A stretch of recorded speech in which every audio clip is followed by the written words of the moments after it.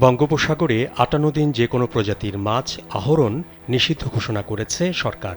এ সময় সরকার জেলেদের মাথাপিছু ৭৮ কেজি করে চাল দেবে। এ বিষয়ে ভোলা জেলা মৎস্য কর্মকর্তা বিশ্বজিৎ কুমার দেব জানান, ভোলা জেলায় সমুদ্রগামী জেলেদের সংখ্যা মোট ৬৫,০০০। এসব জেলে আগামী ১৫ এপ্রিল থেকে ৫৮ দিন সমুদ্রে মাছ ধরা থেকে বিরত থাকবেন। এই সময়টাতে সরকার তাদের মাথাপিছু ৭৮ কেজি করে চাল বরাদ্দ করেছে। তিনি জানান, বাংলাদেশের সামুদ্রিক জলসীমায় মাছের সুষ্ঠু প্রজনন, উৎপাদন, সামুদ্রিক মৎস্য সম্পদ সংরক্ষণ এবং টেকসই মৎস্য আহরণের জন্য প্রতিবারের মতো এবারও এই নিষেধাজ্ঞা দেওয়া হয়েছে।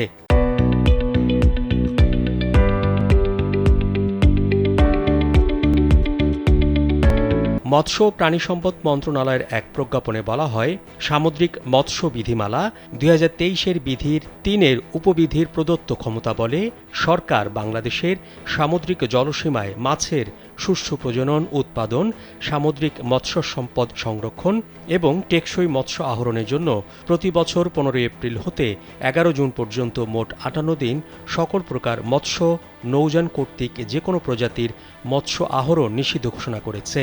নিষেধাজ্ঞা চলাকালীন সমুদ্রে কোস্টগার্ড, নৌবাহিনী ও মৎস্য বিভাগের টাস্কফোর্স তাদের টহল কার্যক্রম পরিচালনা করবে।